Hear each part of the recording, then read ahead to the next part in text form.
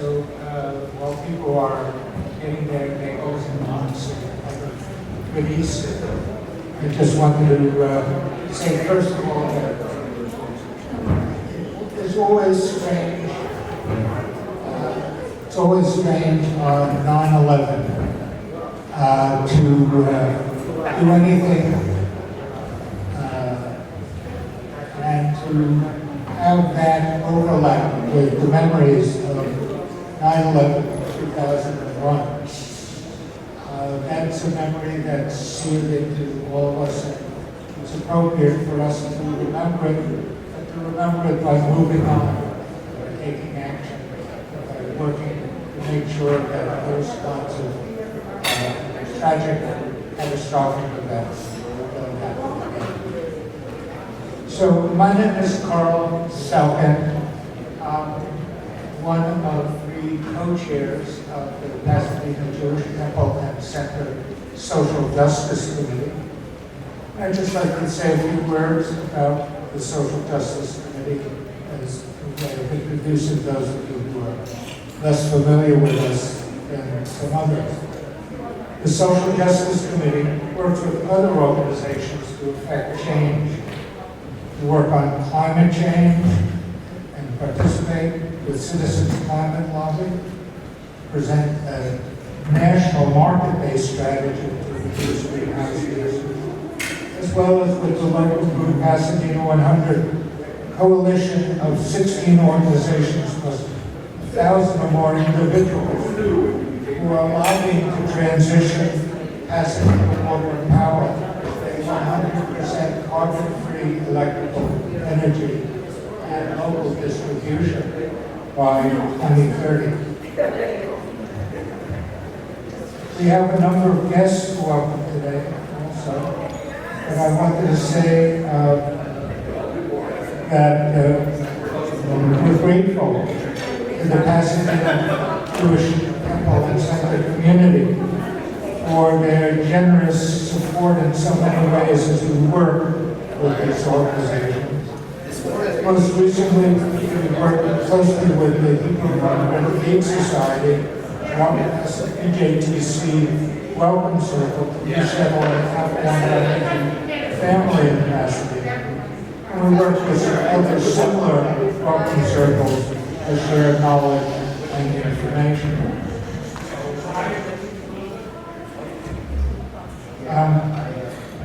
One of our speakers today, Ryan Bell, has been active in the tenants union, and he's been the tenants union has been an important force in the affordable housing coalition, with which we at SJC also work. Our group has added to the research and advocacy for affordable housing, including responses to the state of California, resulting in significant changes to local and regional housing plans. Affordable housing is, of course, not only a Pasadena issue or a Los Angeles issue, it's a regional issue. And we need to address homelessness and facilitate housing that meets the needs of our diverse communities. Working together, following the mission of the Social Justice Committee, we respond to societal conditions and contemporary issues based on traditional Jewish values and the prophetic admonition, Tzedek tirdof, justice, justice shall you pursue. And we've notched important successes, but will not abandon the work before us. We need to promote equality, democracy, and a livable climate, no matter how daunting this task. So today, let me just introduce two of our speakers, and then I'll invite up our moderator for today, who is, along with me, one of the troika leading the social justice committee. So I'll introduce Mentory Harvey, but also I want to introduce Howard Landau, who is the third member of our group. I'll ask him to speak a little later when he gets back from doing constructive obligations that we all share. So Robbie Davis is here with us as a member of the Nonpartisan League of Women Voters, Pasadena team educating our community on ballot issues. She'll lead us through the League's analysis of California initiatives. After presenting each initiative, will be an opportunity for you to ask questions. Raise your hand and we'll carry our roving mic. That's this one, which is now not roving, but it becomes nomadic on demand. And after Robbie makes her presentation, I have to say we work very closely with the League of Women Voters on issues having to do with the environment. Kathy Berlin, Cynthia Kennedy, and others, people that we work very closely with, and we're happy to partner with them on this occasion as well. After Robbie Davis, Ryan Bell will unravel the issues and propose solutions behind what's been called the rent control measure in Pasadena, a measure on which the Pasadena City Council has remained neutral despite concentrated push to have the council oppose the measure. Ryan is a partisan on this issue of the non-political. So let me introduce now Anne-Marie Ogi, our co-chair. She'll moderate the discussion, call on those with questions, and during the concluding third of the program, speak to issues on the ballot in Los Angeles, including the real estate transfer tax that PJTC member Peter Dreyer has worked hard to get on the LA City ballot. Peter is at a memorial service in Chicago and could not be with us today. Anne-Marie, thank you so much. I did before I forgot, let me point out one thing. On your tables there are copies of a flyer that I did email to people who RSVP. And on this flyer are the URLs of resources on the ballot initiative. So you can take one of these off the table or send me an email if you would like me to forward a copy to you via email. So the address is skcpjtc@gmail.com. Thank you so much for coming this evening.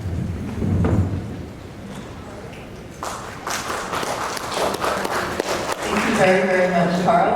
Along again with our other co-chair, Howard Nanda. We're all very happy to be here. And it looks great to see so many of you. It also smells great.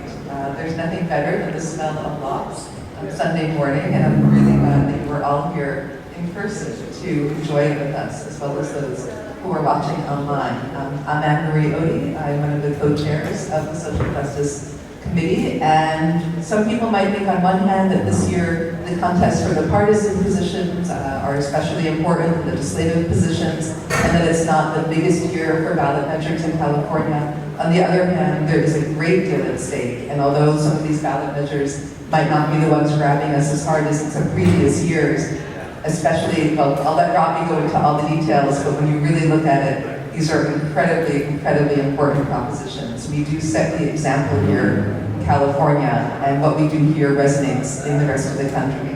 And so with that, I will turn it over to our expert, Robbie Davis, and in the spirit of dialogue and communication, we will have questions after she presents each initiative, so we can really have a back and forth with your more immediate questions.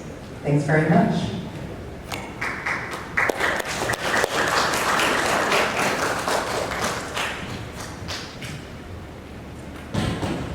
Good morning. As she said, my name is Robbie Davis, and I'm a member of the League of Women Voters of the Pasadena area. And we probably know that the League's charter is to promote informed and active participation in the political process. And we are definitely a political organization, but we never ever support candidates or parties. We do sometimes take positions on ballot measures only after we've studied it and come to a general consensus. You may have seen that the league has taken a position on a couple of the measures that I'll be talking about, but I'm not allowed to discuss these positions because we can't mix advocacy and voter education. So I'm going to be talking about the 7 state measures that appear on your November 8th ballot. I'll be talking about the details and the background, the fiscal effects of the measure it will be, and the arguments for and against. And just want to let you know that these are not arguments that the league has thought up. These are actually the arguments that have been made by the supporters and opponents. And we basically take them out of the voter information guide that's published by the Secretary of State. And hopefully also I'll be able to help you follow the money a little bit, because that's always an important thing, is to make a decision about how you're going to vote after following the money. So without further ado, we'll start off with Proposition 1, and I think you have copies on your table of the League's Easy Voter Guide. So that's kind of a condensed version of what I'm going to be talking Yes, about. Hopefully it'll be something you can make some notes on. So anyway, Proposition 1 is a legislative constitutional amendment, and it was put on the ballot by the state legislature. 2/3 of each house of the legislature had to approve this. And so it went on the ballot, and the subject is reproductive rights.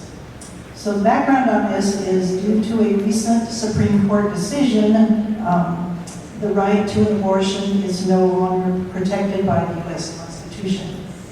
Individual states now have the flexibility to decide whether to allow or limit or ban abortions. Federal law still protects the right to buy and use contraceptives. And it also requires most health insurance plans to pay for contraceptives. So the California Constitution currently guarantees the right to privacy, but it doesn't actually define what that right includes. The Supreme Court, the California Supreme Court, has found that the right to privacy includes the right to make reproductive choices. And there's also a state law that has been passed to expressly protect these rights. There are still some restrictions on abortion in California. Providers must be licensed, and it may only be performed on a fetus that is not viable, or if the pregnancy puts the mother at risk of her health or her life. Medi-Cal provides coverage for abortions and contraceptives to low-income residents, and for people enrolled in Covered California, the state pays for the cost of the plan to cover abortions. So the proposal for Proposition 1 is it would amend the California Constitution to say that the state cannot deny or interfere with a person's reproductive freedom, and that people have a fundamental right, whether or not to have an abortion or to use contraceptives. The legislative analyst, who's the money guy up in Pasadena, Sacramento, does the analysis of the fiscal effects, and the legislative analyst's office says that since the right to reproductive freedom already exists in California law, the passage of Proposition 1 would have no direct fiscal effect on the state. So the supporters of Proposition 1 include the chair of the California Medical Association, Planned Parenthood of California, and the president of the California Nurses Association. And they say Prop 1 ensures a fundamental right to choose to have an abortion, and it protects access to contraceptives. The supporters say that it doesn't change how or when a person may access abortion under California law, so this doesn't override the law as it exists.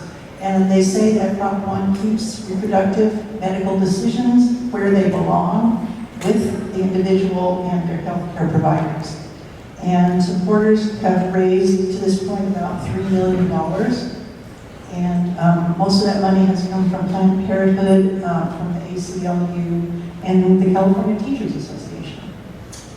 So the opponents include, there's a gynecologist who signed the ballot argument, the president of the International Faith-Based Coalition and the president of the Pacific Justice Institute. And the opponents say that Prop 1 isn't needed and it will cost millions of dollars in lawsuits and court challenges. They say that it will allow late-term abortions without limitations, and they say that it will turn California into a sanctuary state at enormous cost to California taxpayers. And so far, I looked on a couple different websites, and no money has been donated in opposition to Proposition 1. So the question is, should the California Constitution be amended to specifically protect the right to an abortion and access to reproductive care as they exist under California law? So a yes vote means that you agree with this constitutional amendment, and a no vote means that you want the Constitution not to be amended. Any questions?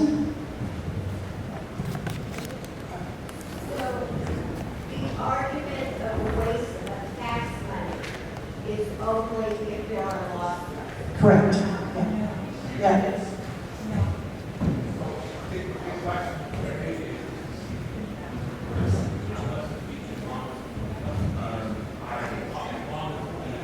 It's not. Yeah. I'm listening to you. Can you repeat the question? I haven't heard the full question yet. So. We have a definition of what a viable fetus is in terms of months.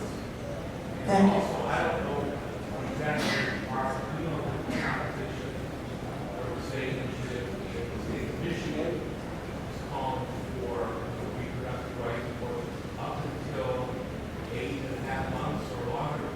It's the person's choice as to what time it is, is there a time thing? Not in this. I assume. It's a slight technical problem, so people, it's fine to speak from the floor for your questions. Robbie will just do a very brief recap of the person's question so that it gets recorded. Okay. His question is. Hear Elliot's question. Okay. His question is, I'm going to shorten it. Barbara, I'm sorry, but you're not on the mic unless you come over here. You only have one mic. We're trying to keep too many literal mouths from hitting the mic, that's fine.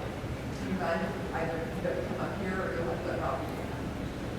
Sorry about that. But it won't be recorded if you don't come up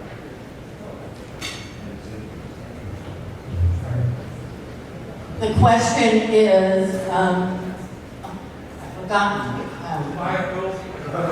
do we have a definition of what a viable fetus is?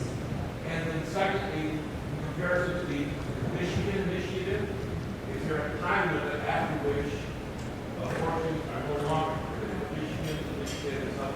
And if we do have a viable definition of what a fetus is there a time limit for that definition? In other words, for how long does that fetus fall into the viable definition?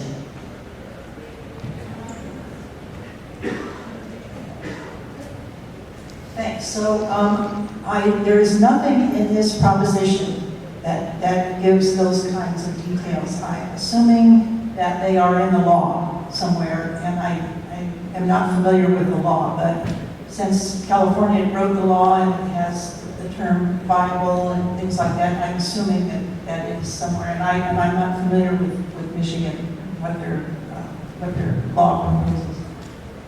So any other questions? Okay, well, here we're going to come to the really fun ones that you see on TV 47 times every time you turn on the TV. This is Props 26 and 27. And so before I go into detail on each specific one, I want to give you a background because they are linked. They both have to do with sports wagering. So in 2018, the United States Supreme Court struck down a federal law that had banned sports betting in every state except Nevada. So people could go to Nevada and bet on football games or whatever, but any other state in the United States, there's no sports betting. So since 2018, 36 states and the District of Columbia have legalized sports betting in one form or another. So to get California into the act, Props 26 and 27 found their way onto the ballot. And by the way, if you think that sports betting doesn't go on in California, a study in 2019 estimated that Californians place billions, with a B, billions of dollars in sports bets through bookies or through offshore entities. So the 7 big gambling firms, which have names like DraftKings, FanDuel, Bally's, BetMGM, those are some of the examples, and they view California as a gold mine of opportunity. So 26 and 27 in some ways represent a conflict between tribes that have casinos and tribes that don't. And then there's also a third interested party, which are the card rooms. And we know in LA County, there's one in Commerce, there's one in the Hawaiian Gardens, there's one in Bell Gardens.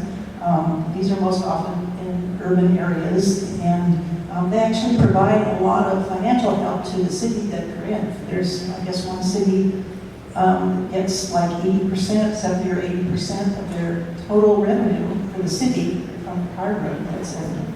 So the 2 biggest sports franchises, the NFL and Major League Baseball, have also gotten into the act because they're anxious to, they think that when people use the big gambling firms and bet on games, that people will be more interested. They want to keep fan interest in these kinds of games. There has been a study that sports betting has been found to be the most addictive kind of gambling. Problem gambling rates are significantly higher than sports betting, and the reason for that is that people who do sports betting, they think they're doing well because of their own skill.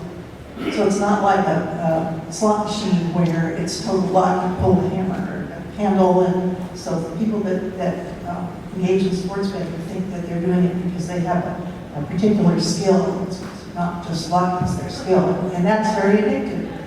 So the battle between 26 and 27 is set to be the most expensive in American history. The 7 big gambling firms have put up, I think, about $150 million by the end of August to support 27. No money to support 27 has been put up by the tribes. So you'll see the ads for 27, and there's a lot of tribes, Native Americans there, but they have not actually put up any money for 27. It's all the big gambling firms. And those tribes are the non-casino tribes. And then the casino-owning tribes have contributed about $92 million to pass Prop 26 and defeat Prop 27. So that's a total of over $300 million, which by a long ways surpasses the amount of money that was spent 2 years ago by the ride-sharing companies when we had that big outrage about the ride-sharing companies and their employees. So we'll look at the details of the 2 measures, and by the way, if both of them pass, and there are conflicting parts between the 2 of them, the part in the measure that gets the most votes will take precedent, will prevail. So, yeah. So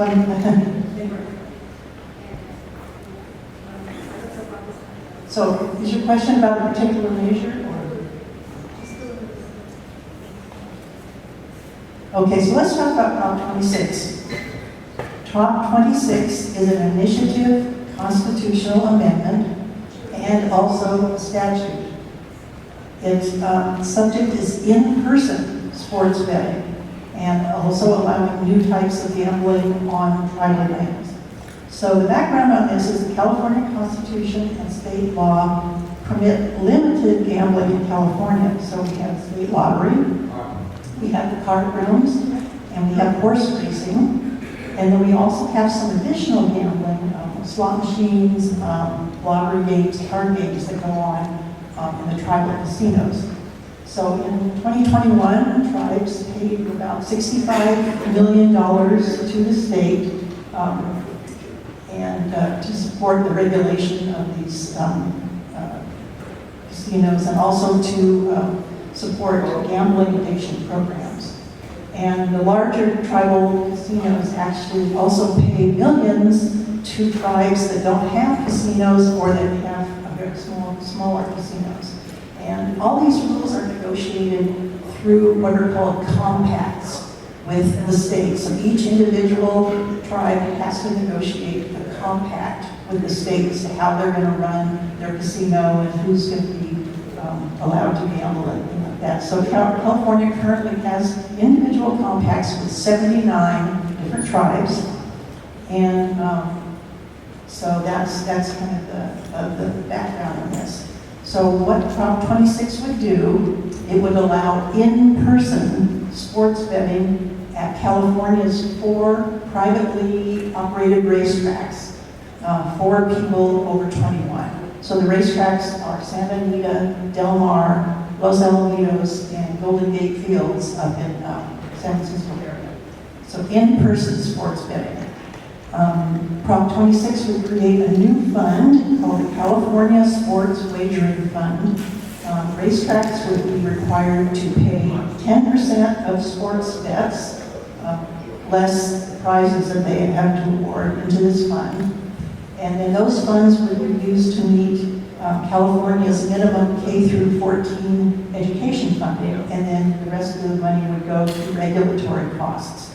And there would also, some additional money would go to gambling addiction treatment and to the general fund, state's general fund. So that's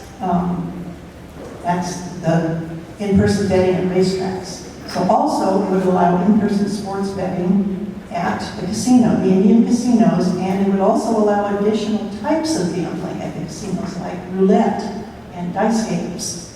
And so currently they can't have roulette or dice games at the casinos, but this would allow that. And this whole thing then would require each individual's tribe's compact to be renegotiated with the state. And they would renegotiate about minimum age for betting, about required payments to the state, and whether tribes would actually have to even pay into the sports wagering fund. So those would all be things that would have to be negotiated with the state by the tribe. Prop 26 would ban betting on high school games or games in which California colleges participate. So you could bet on like a game between Washington and Washington State, but you couldn't bet on a game between Cal and Washington State, because that has a California college in it. And it also allows individuals or entities who think any of these gambling laws are being violated to file a civil lawsuit with a penalty of up to $10,000 per violation. And the suit would only be allowed if the person had asked the Department of Justice to do something and they didn't. And any damages that were awarded as a result of the lawsuit would go into this sports wagering fund.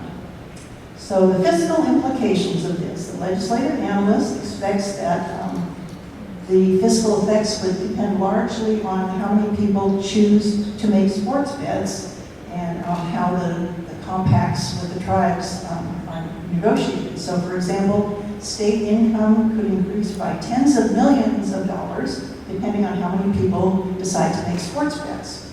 And that would mean more money going into K through 14 education. But local governments could receive less income from card rooms if people decide they don't want to go to the card rooms anymore, they want to go to the track or the casino to do their gambling. So that can have a major hit on local government. The legislative analyst says there would be increased regulatory and enforcement costs in the low tens of millions of dollars for sports betting, but some of this could be offset by the fund or by the civil penalties. And then finally, state and local revenue could increase if people come from out of state to gamble. But then this increased traffic would require additional law enforcement. So I had to say this, but the bottom line, it's a crapshoot.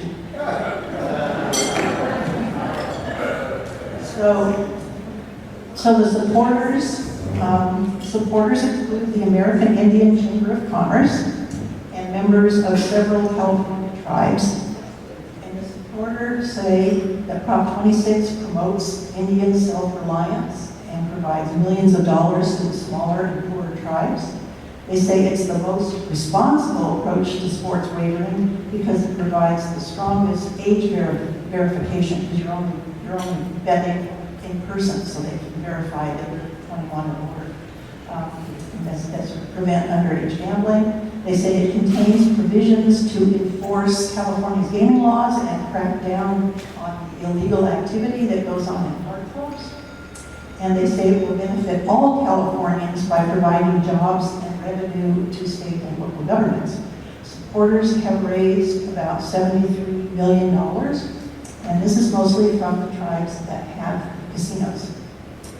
The opponents include the Los Angeles SPCA, the National Veterans Foundation, and the California Black Chamber of Commerce. And the opponents say that 5 wealthy tribes are sponsoring this initiative to expand their monopoly on gambling in California and make billions in profits while paying virtually no taxes. They say nothing in Prop 26 prevents tribal casinos from allowing individuals under 18 years of age to gamble. They say that Prop 26 would put card clubs out of business, causing serious financial issues to communities of color. And they say that Prop 26 was designed to help save the horse racing industry, which drugs, abuses, and kills horses. And the opponents have raised about $42 million, and most of this has come from the non-Indian card rooms and the developers of the card rooms. So the question is, should the California Constitution and California law be changed to allow in-person sports betting at racetracks and tribal casinos? And should additional types of gambling be allowed at tribal casinos? So a yes vote means you like these changes, and a no vote means you don't. So questions on 26? Yes. My name is Barbara Levinson. I'd like to know the money that is raised by Proposition 26. It's what you said was that the opponents are saying that nobody pays any taxes on that money. No, what I'm saying is that they're saying that the tribes don't pay taxes in general, not specifically on that money. That money is going into the fund that will help pay for education funding.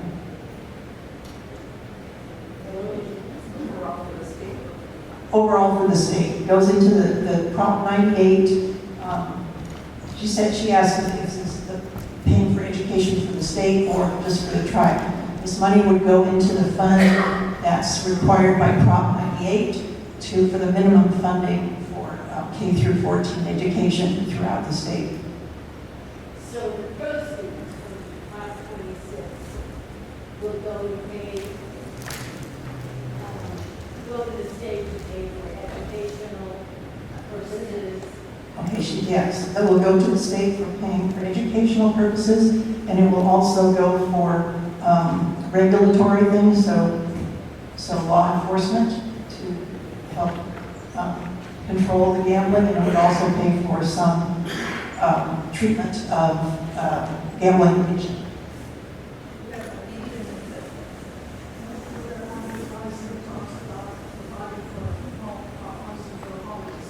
That's Prop 20. That's Prop 20. She asked the ads that talk about homelessness. That's Prop 27. So that's the next one. This is 20. I'm doing 26 right now, and 27 is the other gambling one, and that's the one that talks about homelessness a lot. No, 26 does not refer to homelessness. Yes.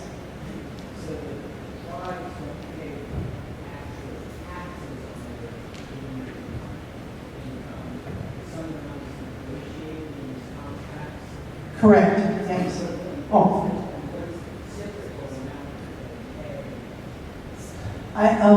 So he asked, is the amount, the tribes do not pay taxes, and the amounts that they pay to the state are negotiated. He's asking what is a typical amount, and I do not know what the typical amount is. All I know that And as of last year, in total, the tribes paid the state around $65 million in total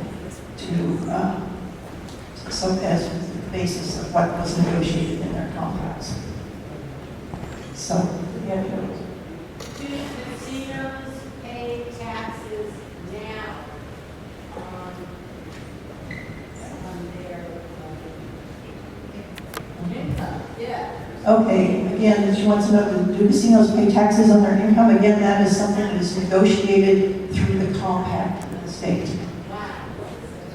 Yes. Can you review what the current gambling allowed is? Like, don't we do horse racing now at Santa Anita? Yes, we do, right now, we do the California lottery, we do the card rooms, we do horse racing, and we do some types of gambling at the casinos. So how does this change the horse racing? It does not change the horse racing at all, it just allows people to do sports betting at the track. So in addition to betting on the horses, they can go to the track and bet on a Rams game, or bet on, whatever. But it doesn't change anything to do with the horse racing. It just has to do with that type of betting that will be allowed at the track in addition to what's already allowed. Anything else? Let's go to 27, that's even more fun. So Prop 27 also is an initiative constitutional amendment and statute, so it changes the Constitution and it changes laws. And this has to do with online sports wagering. So the previous one was just in person. You had to go to the track or the casino and be there and make the bet. This allows online sports wagering from your tablet, or your phone, whatever. And so the background, I won't go over that again because the background is the same about what kinds of gambling are allowed in California and all that. So the proposal for Prop 27, it would amend the California Constitution and laws to allow online sports betting anywhere in California for people 21 or older. The betting operators, so these would be the big, like I talked about, FanDuel, MGM, and Bally's, they would have to develop reasonable methods to verify the age of the bettor. So they would have to somehow, something in the software, you could have to guarantee that the bettor was 21 or older. And it would have to also verify the location of the bettor, because it has to be physically in California. So you might be a California resident but you're, on vacation in Arizona and you want to make a bet. No, you have to be in California to do that legally. It would also have to verify that the bettor is not a player, is not a coach, is not a referee, or a team owner. And it would also prohibit betting on high school sports, and it would also prohibit betting on elections. How fun would that be? Anyway, so the proposal is the tribes can offer online sports betting under their own name and branding. If a tribe decides to go alone on this online betting thing, they would have to pay a one-time fee of $10 million to the state, and then a renewal fee every 5 years. No, the renewal fee is lower. Gaming companies, and these are the big ones, like I talked about, FanDuel and MGM and Bally's, they could offer online sports betting under the auspices of the tribe. So they would get together with the tribe and say, okay, let's work together, we're going to do online sports betting. These big companies would have to pay a $100 million fee one time, and then a lesser renewal fee every 5 years. And a gaming company that would, wanting to get a license in California, would have to be licensed in at least 10 other states. So this would kind of shut out any kind of smaller gambling companies, because they wouldn't have licenses in other states. Okay, so another thing about 27, both the tribes and the gaming companies would have to pay a state tax of 10% of the amount of the bets placed after deducting the prizes paid, federal gambling taxes, and promotional bets. bets. And promotional bets are things that companies offer, like if you're a first-time bettor, they'll say, we'll let you bet, make a $500 bet for free, just to kind of get people hooked. So that $500 would then be deducted from the amount that the gambling company would have to pay to the state. So after covering the state's regulatory costs, the revenue from these fees and taxes would go into another different fund called the California Online Sports Betting Trust Fund. And this money would not count as part of the general fund for revenue for the purposes of K through 14. So it wouldn't help pay for K through 14 education. So 85% of this trust money would have to be spent on homelessness and on mental health problems that are associated with gambling addiction. The remaining 15% would go to tribes who are not involved in sports betting. And this trust money could be used for no other purpose. And then there would be a new division created under the state's Justice Department that would regulate this online sports wagering. And the companies that do this wagering would have to provide a record of all bets placed and by whom. And those would have to go to the state, so I guess they would check out if there's a team owner that's betting or a player or somebody under 21. So the fiscal implications of 27 expects that both state and local governments could see increased revenue, but the amount is uncertain. It might be possible for tribes to reduce payments to local governments if people gambled more online instead of coming to casinos.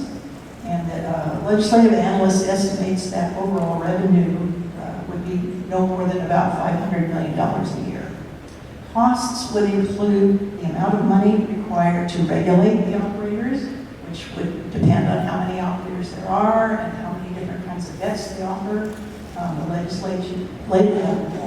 legislative analyst estimates that the total cost could be in the tens of millions of dollars. And state and local governments could also incur increased costs because they have to deal with people with additional people with a gambling addiction problem.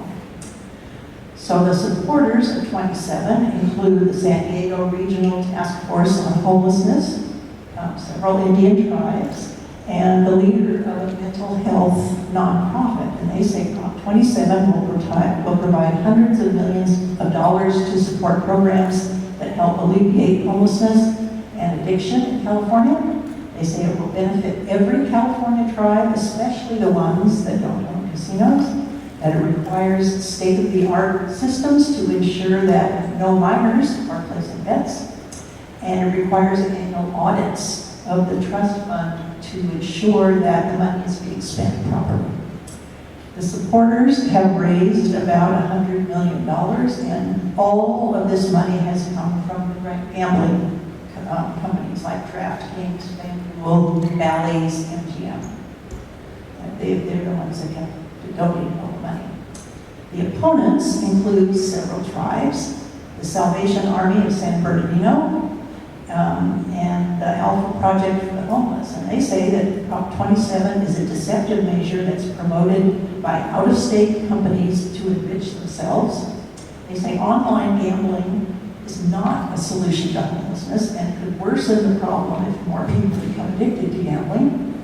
They say that the easy availability of digital devices and the opportunity for live action betting raise the chances of a person developing a gambling addiction.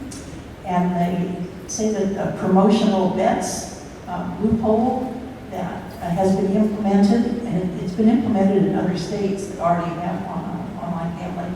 This promotional bets loophole has caused the revenue in those states to fall well below what the gaming companies promised. And about $114 million has been raised in opposition, and almost all of this has come from the tribes that own casinos. So, the question is, should California allow online and mobile sports betting for people 21 years of age or older? So a yes vote means you want this change, and a no vote means you don't. Questions?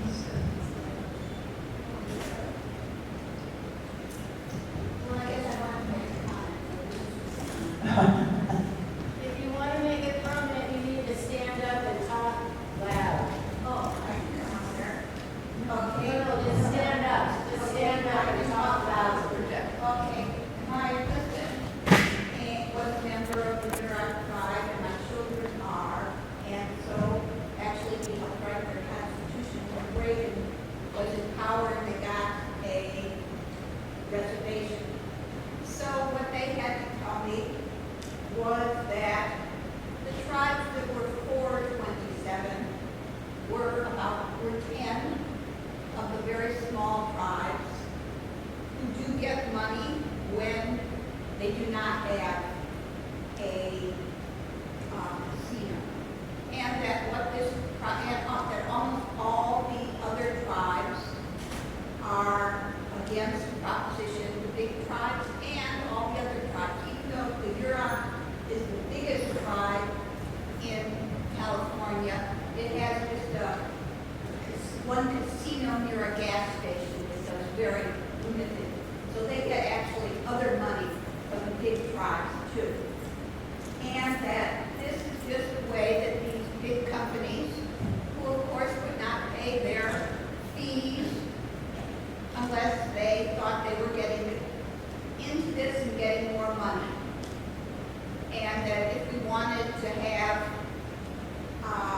online betting in California, that I assume they think that it probably should go to the Indian tribes because of what was promised back when but there could be other ways of putting this together so that, of course, these big companies are putting up all this money on the proposition and then willing to pay big in fees and renewal fees because Californians are going to give them more than that amount of money.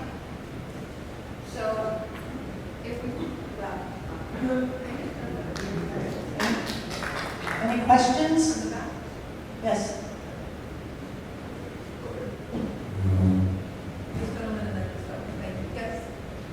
Who is going to make the determination of checking the age? I mean, how are you going to determine that someone is 21? And who is the person or people who make the decision that this is a good system to check on the age? Since obviously, I'm sure many of us know kids who are 25 years old and deal with the internet. He wants to know how they will check, to ensure that people under 21 are not betting. That's going to have to be written into some kind of software that's going to go on your, and I don't know how that will work. The measure says reasonable methods, and so that's going to have to be. But who's going to make that decision? Well, I assume the software will make the decision. That's the problem. So in other words, we're letting the fox take care of the chicken. Your question is specific, I'm sorry, you raised your hand about this, is your question specific to the 21 question? Okay, please ask and then we'll get back.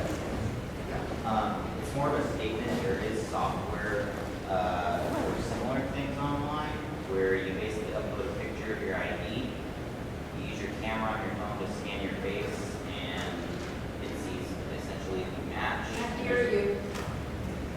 There's essentially, yeah.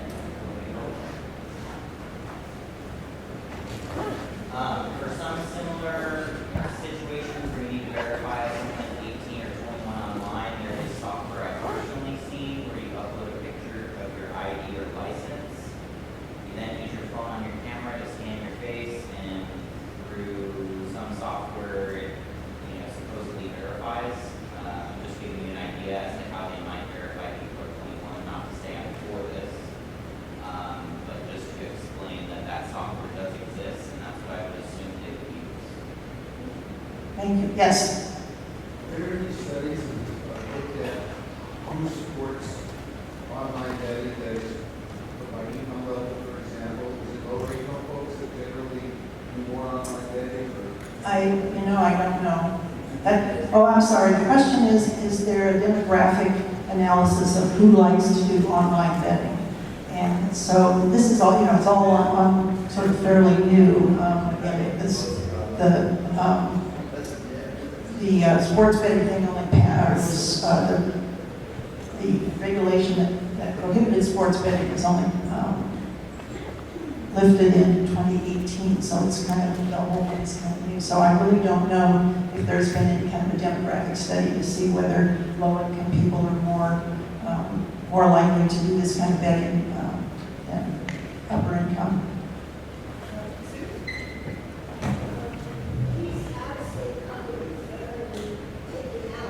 How is it determined how much money they take out of the state and how much stays Well, this says that, oh, I'm sorry, she wants to know how is it determined that these online companies, how much they would take out of the state? Then they would have to pay 10% of the amount of bets placed. So 90% of the money will go out of state. 10% of the amount of the bets placed would go into the state of California. Yes, minus the promotional bets, minus the federal taxes, and minus the prizes that they all had to pay out. So, yeah. The issue of homelessness, it's a big problem. We were told by the state businesses that were paid things that were homelessness. Who's going to be Yeah, her point is that there's nothing in this that says how this homelessness money is going to be used. So, well, it just says it's going homelessness and that's it, so.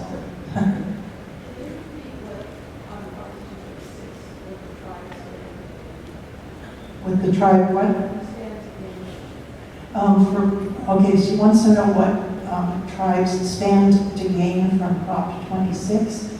So Prop 26 would allow the in-person sports betting and additional types of gambling, such as roulette and dice games. So that would theoretically, at the casinos, so that would theoretically increase their income. However, and the other thing is that they would have to renegotiate their compacts, so they could, to say what kinds of gambling they're going to allow in their casinos or whatever. So, but in general, they assume that because people can do online or in-person sports betting and also roulette and craps and things like that, the tribes would get more income overall.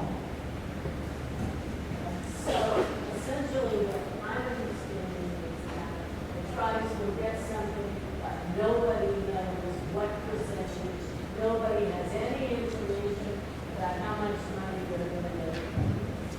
Her point is that, yeah, it's up in the air, it depends on how much money the tribes are going to get, it's depending how much money the homeless are going to get, it depends on the compacts, it depends on what people decide to do, how, what kinds of bets they want to place. I don't want to say that to you. It's a crapshoot.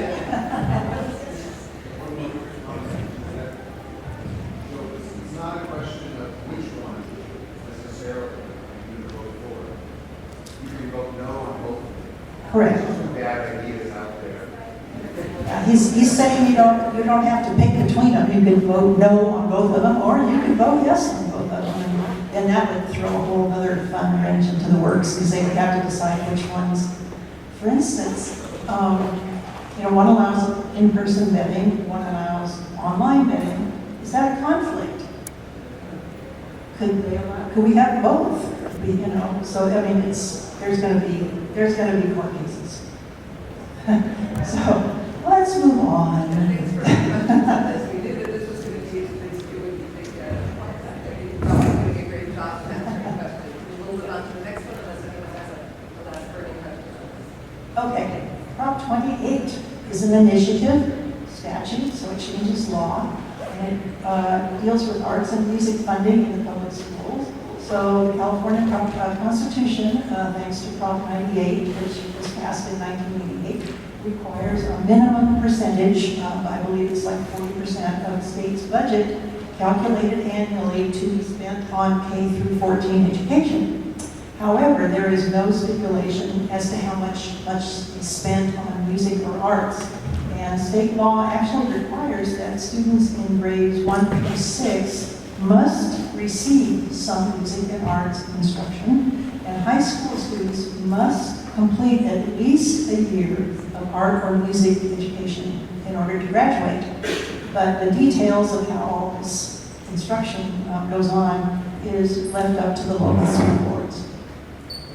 So the proposal is that Prop 28 would require the state to set aside a separate amount of at least 1% of the Prop 98 guaranteed funding to pay for arts and music education. More funding would be allocated to schools that serve a large proportion of low-income students. Schools would have to report on how the funds were used. Larger schools would be required to spend 80% of the funds to employ new staff, and the remaining 20% would go for training and supplies. So Prop 28 would increase state expenditures by about $1 billion a year over Prop 98 requirements. So it wouldn't increase the overall, it would just take a chunk of that Prop 98 and specifically designate it for arts and music. So the supporters include the California Teachers Association and the California PTA, and they say that arts and music can improve a student's personal and academic life. They say that fewer than 1 in 5 schools have a dedicated teacher for arts and music programs, and they say it doesn't raise taxes. And supporters have raised about $8 million, mostly from Austin Buechner, who's the former superintendent of the LAUSD, Steve Ballmer from Microsoft, and the Fender Guitar Company. So you have a lot of money to support this. Fender Guitars. They make the guitars that the big rock groups stand. Anyway, the opponents, there were no arguments submitted in opposition to this, and there's no report of any money being donated in opposition to this. So the question is, should the state provide specific funding for arts and music education in public schools that is in addition to what's required by Prop 98? So yes vote means you want this additional funding for arts and music, and a no vote means you don't. Yeah. Sorry, I heard you say it 2 different ways. One is that it sets aside part of the 40%, and the other is that it adds. Oh, okay. I probably misspoke, but the question is the 1% come out of Prop 98 or is it in addition? It is in addition. So it's taking only 41%. Yep, he said so the state would be required to spend 41% instead of 40%. Yep. So, Why doesn't that cost the state more? well, it's taken from revenue, so it could conceivably, she said, why doesn't this cost more? It could conceivably take money from other programs. So it's called, at the league we call this ballot box budgeting. So, we take this 1% from the general fund, the budget, and allocate it to this, but then there might be some other program that would have to be cut to make up that 1% difference. So, yeah. What happened to arts and music education? It used to be this. I'm probably not the best person. I don't know, Bonnie, if you want to say something. Bonnie is our resident league education guru.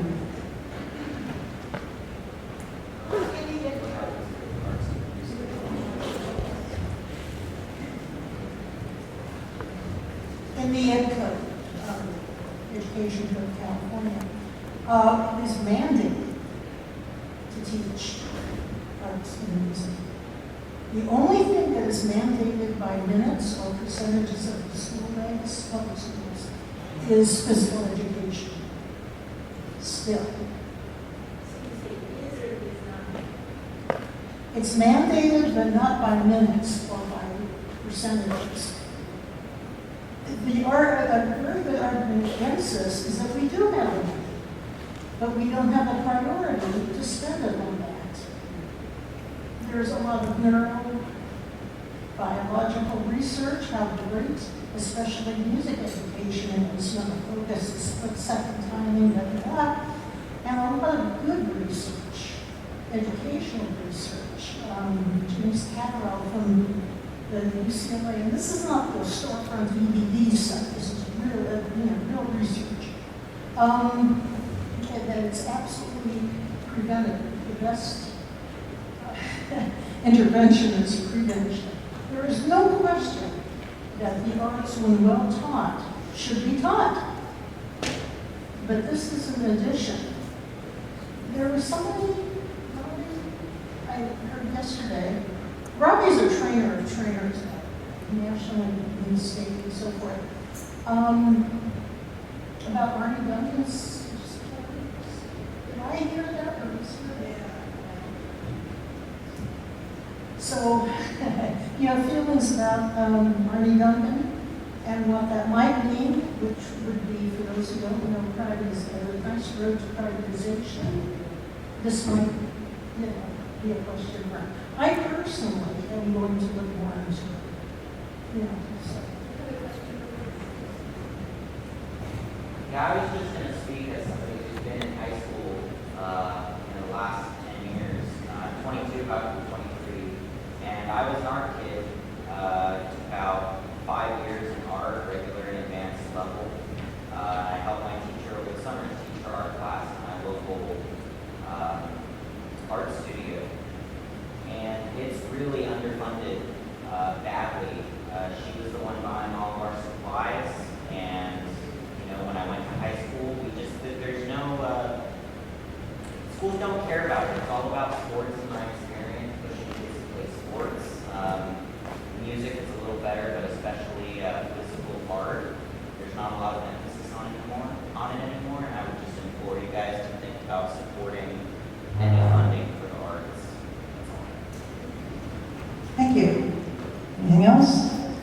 Moving right along. Prop 29. Prop 29 is kind of like deja vu all over again. Prop 29 is an initiative statute, so it changes law, and it has to do with the regulation of kidney dialysis clinics. Does this ring a bell? Okay, so just for the background, there's about 80,000 patients in California that receive dialysis treatment. There are about 650 chronic dialysis clinics in the state. They're licensed by the California Department of Public Health. There are federal standards that they have to abide by. And to serve more patients, they often operate 6 days a week and for extended hours so that people who work are able to go in after work, before work, and get their treatment. There are 2 for-profit companies, DaVita and Fresenius Medical Care, that operate about 3/4 of the clinics in California, and the remaining clinics are operated by a variety of nonprofits and for-profit entities. So most patients who are on dialysis are covered by Medicare and or Medi-Cal, and these 2 programs pay a fixed rate for dialysis services. That rate is negotiated with the federal government and the state government. About 10% of dialysis patients are covered by group and individual health insurance. And those plans often pay a lot more to the clinics because they get negotiated with each individual insurance company. So the proposal for Prop 29 would require a licensed physician, nurse practitioner, or physician assistant in each case with a minimum of 6 months of experience dealing with kidney care, would have to be on site at all times when dialysis is being performed. If there's not a person that the clinic can find to fill this role, they may use telehealth for up to 1 year. But after that, I have somebody on site. The 29 would require that clinics report the name of any physician who has more than a 5% financial interest in the clinic to the patient. They would require that clinics do not discriminate among patients based on their source of payment, so whether they're private insurance or Medicare or Medi-Cal. They require that clinics report information on dialysis-related infections among their patients, and that's actually something that's already required by the federal government. And then they require clinics would have to get permission from the state if they want to close or reduce their hours. And there have been 2 previous similar initiatives, one in 2018 and the other in 2020, that have, and there's a lot of similarities among these 3. The difference is that Prop 29 has these reporting requirements regarding clinic ownership, and it also, 29 also requires more on-site personnel. Both of these initiatives, and we previous ones and this one were sponsored by the Service Employees International Union Healthcare Workers West. And these three measures represent a long-running conflict between the clinics and the unions. And the unions, they say that employees who have tried to unionize the clinics have been punished, targeted, etc. And so they don't like this. So the fiscal implications of the clinics, on the clinics and the governments, could happen. The clinics would probably have to pay hundreds of thousands of dollars more a year to pay this person who has to be on site at all times. The state and local governments might have to pay tens of millions of dollars more annually if some clinics close and then the patients have to struggle to find treatment and they might have to go to emergency rooms and those cost a lot more. Or the clinics might negotiate higher reimbursement rates with the insurance companies. So the supporters of Prop 29 include a dialysis patient care technician, the president of the Baptist Ministers Conference of Los Angeles, and a dialysis patient. And supporters say that requiring a physician, a nurse practitioner, or a physician assistant to be present during dangerous procedure like dialysis is just common sense, it's patient safety.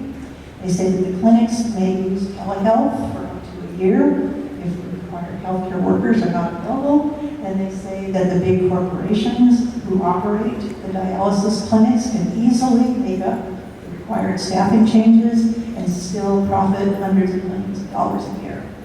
And the supporters have raised about $8 million so far, and almost all of this is from the Service Employees Union. The opponents include the executive director of the American Nurses Association of California, a dialysis patient, and the president of the California Medical Association. And the opponents say that dialysis is administered by specially trained technicians, and every dialysis patient is under the care of their own kidney doctor, making administrative oversight unnecessary. Actually, federal law requires that every patient see their doctor, their personal doctor, at least once a month. The opponents say that Prop 29 would worsen our healthcare worker shortage, taking thousands of individuals from hospitals where they're needed and placing them in administrative jobs. And they say this unnecessary requirement for on-site administrators who do not provide patient care would cost hundreds of millions of dollars a year, forcing the clinics to close or reduce their hours. And about $36 million has been raised in opposition, and this has all come from those two big companies, Fresenius and DaVita, the ones that own 75% of the clinics in California. So the question is, should dialysis clinics be required to have additional administrative staff on site and be required to report clinic ownership information to the patient and the state? A yes vote means you want these changes, and a no vote means you don't.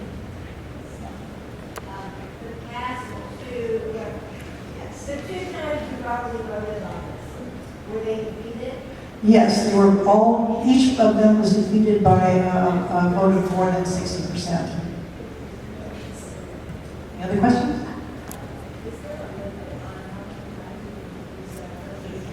Nope. Yeah. They can keep putting up all this money as often as they want until, I think the goal is that they'll just make these two companies so uncomfortable and aggravated and whatever that they'll just get into unionization. But they'll wear them down, yeah. Yes? What are the requirements now for staffing of the dialysis clinics? Well, there's nothing that says anything about doctors having to be there all the time. I guess every state probably has different rules about, and there's an interesting study that was done several years ago by the American Society of Nephrology, and they looked at, there's 8 states that have staffing requirements, only 8, and the rest of the states do not. And so they did a little survey of patients looking at patient satisfaction and outcomes, and they found that actually California, who has no staffing requirements, the patient satisfaction and outcomes were actually better in California than they were in the states where there are staffing requirements. An issue with when you're training the That, he asks, what are the requirements as far as technicians? I don't know the specifics of that, so, sorry, but I'm sure that, that these dialysis workers are very highly trained, but I don't know if there's a time requirement or anything like that. Okay, Prop 30, yay, we're getting there.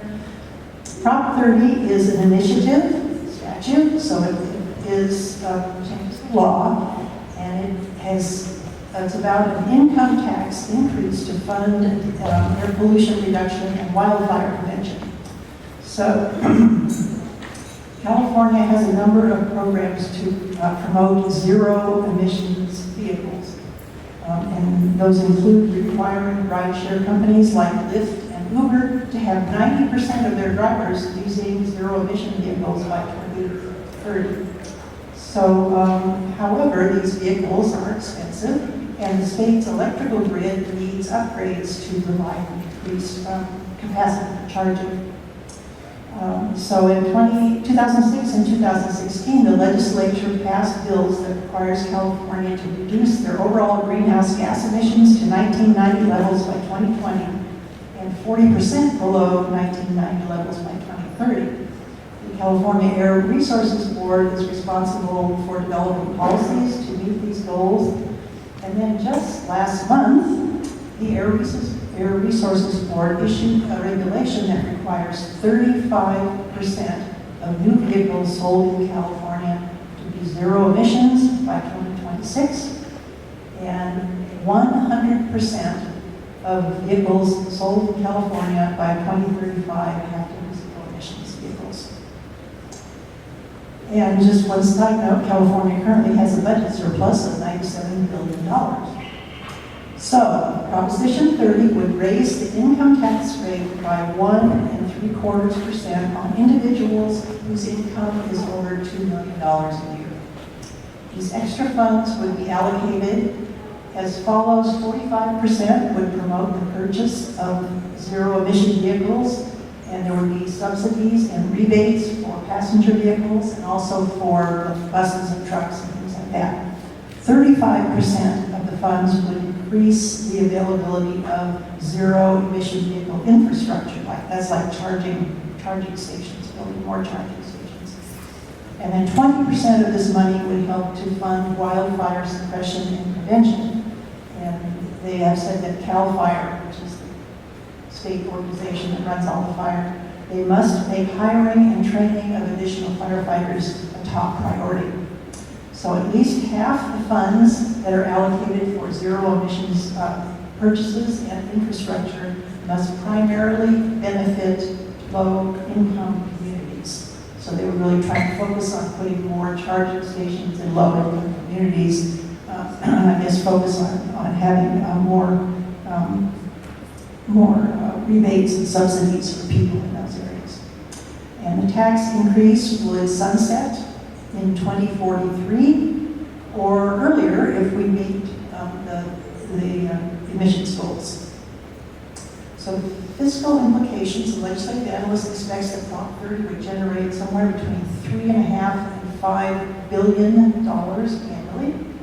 And it could help decrease costs to state and local governments if wildfires are reduced. But this extra spending might cause California to exceed its constitutionally set spending limit, which is called the GAN limit. And this is a whole different thing.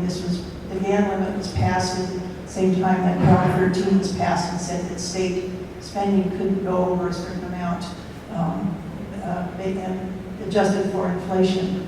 And if the state spending was to go over that amount, then the extra money has to go to K-12 education or give people tax rebates. And the GAN limit has only been exceeded once, I think in 1987, and the reason it hasn't been exceeded the past couple of years for the pandemic is because there's an out for emergencies. So they said, okay, the pandemic's an emergency, we can spend more than the GAN limit without it.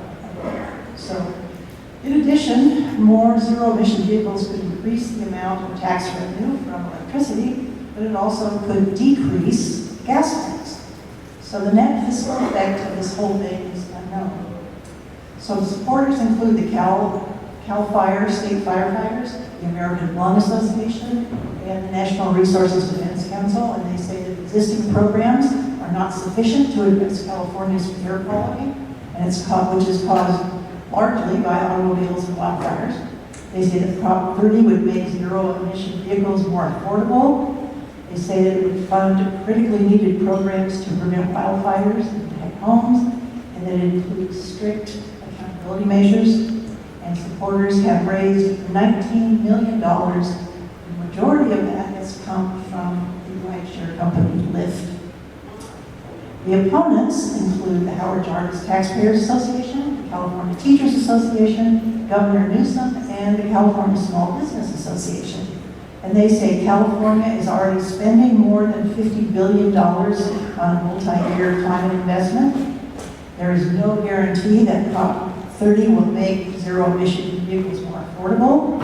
They say Prop 30 locks money into special interests, and they say that Prop 30 was written by Lyft to try to get taxpayers to foot the bill for increasing the number of the required zero-emissions vehicles in their fleet. The opponents have raised about $6 million, and the largest donations have come from real estate developers, a lumber company, and then several wealthy individuals.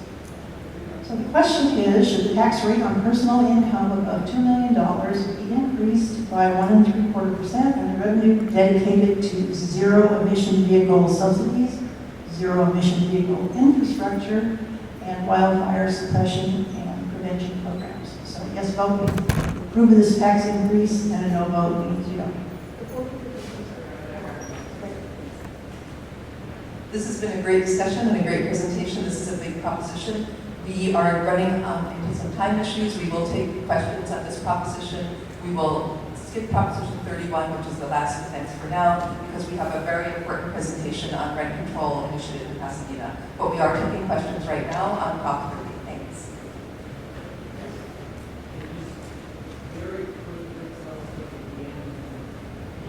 Okay, yes. The ban limit was passed in 1979. It's Proposition 4. It limits state expenditures to 1978-79 levels, but it allows for growth that's based on population and personal income growth. It's in the Constitution. If expenditures exceed the current limit, half of the excess must go to K through 12, and the other half has to reduce taxpayer bills. And again, we've only had this happen once in 87, and it's allowed exceptions for emergencies.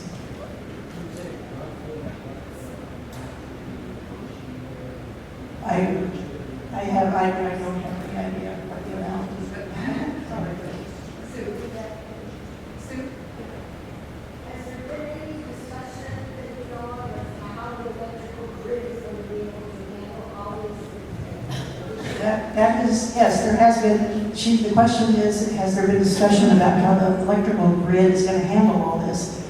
Yes, there's been lots of discussion, and it's going to require some major upgrades to handle all these new electric vehicles. Which would be true whether or not this passes, because there's still a state requirement on the increasing the number of electric Right, vehicles, right. regardless of what happens to this proposition. Good question for you, and then Can you say a word about, I think you said the teachers union is opposed to this. Can you say a word about why? I don't know why. I can't tell you why. it's a good question. Everyone has the answer. Yes, they're one of the people that signed the argument against. You can read the pro and con arguments in the booklet and online. I wish I had it at my fingertips, but I don't. It's a good question. I know State 31, but I had one quick question on it. Yeah. Is the law that has been passed not enacted because everyone stopped it? Correct. So once they started collecting signatures on 31 or against this law, everything was held in abeyance until people voted. Thank you so much, Dr. That woman a day Thank you so much again. We're all here, we're all together. If there are more questions or any other discussion of the propositions, if we have a few more minutes after Ryan's presentation, of course, we can have all of this dialogue and discussion. It's most important, again, that we're here and that we're all learning and that it's all on our minds. Here comes Ryan Bell, who is going to talk to us about a very, very important initiative on the City of Pasadena ballot, and he'll clarify some other things about it, whether it's city only, etc. He'll get into the details, and we'll have some questions. For those who are not Pasadena voters, keep in mind that what this city does, often other cities look to, and the county itself as well. So there's always relevance and a connection, whether you are or are not a Pasadena voter. Thank you. Thank you so much. Appreciate the Social Justice Committee for inviting me to share about this. My name is Ryan Bell. I'm a resident of District 6 in Pasadena. I live down by the hospital. And I work, my day job, I work at Tenants Together, which is a statewide tenant rights organization with local affiliates, or member organizations rather, all over the state. And I represent the Southern California region. I'm also a member organizer with the Pasadena Tenants Union. I'm a proponent on this, so unlike our friend from the League of Women Voters, I'm not unbiased. I'll just declare I'm one of the proponents of the measure. And the Tenants Union is largely the one that's been the driving force behind getting this onto the ballot. So before I get into the details of what it is, just a brief background. So residents of Pasadena have been working for tenant protections for about 20 years, including rent control, just cause, eviction protections, and other things. And because the city council hasn't been open to those changes, about 5 years ago, a ballot measure approach was initiated. And it was intended for this to be on the 2018 ballot. We didn't get enough signatures that year, and so it was not on the ballot. And then we all know that everything went sideways in 2020. We were not able to gather signatures either at grocery stores or door to door when we were told not to be even outside in public. So we had to wait. And so this year, it's been about a year that we've been actively working on this measure. So we started gathering signatures. We gathered about 20,000 signatures. 15,000 of those ended up being valid signatures of Pasadena registered voters, and which was about 14% more than we needed to qualify for the ballot. So it was a really amazing outpouring of community support, about 300 individual volunteers gathering signatures. It's a horribly thankless task. If anybody's ever done it, it's boring. And, that's right, standing in front of the Ralphs, trying to get someone to sign your petition, having all sorts of fun things said to you. Mostly though, really positive. I have to say rent control is very positive, a very popular notion on the whole, and so a lot of really good responses. Over 60% of the households in Pasadena City are renter households. You might not know that if you were just watching the Rose Parade or something like that from the outside, but over 60% of households in Pasadena rent their housing. And the rents have been rising. You may have heard this in the news, just in general, on a national level, on a state level. We just got our countywide homeless count recently, and countywide homelessness is up 4% since 2 years ago, which is largely, it's not worse than that, largely because of the tenant protections that have been in place during the pandemic. So, all that to say, we're on the ballot. It's called Measure H. We got our letter a few weeks ago. So yeah, it's really exciting. And there's some literature on your table. Some of the skinnier one says H on it. This was printed before we had our letter, but it does have some good information, including a website there. If this were to pass, what would happen would be that the city charter of Pasadena City would be amended. So it's a charter amendment. And it would add a tenant protection provisions to the city charter. There are basically 4 key components to this charter amendment. The first is obviously rent control. Under this measure, rents would be allowed to increase 1 time per year, up to 75% of that year's consumer price index increase. Right now is a really weird time to estimate those numbers because if this law were in effect right now, the benchmark CPI would be 8% from a few months ago, and so 3/4 of that would be 6%. So if this law were in effect right now, rents would only be allowed to go up 6%.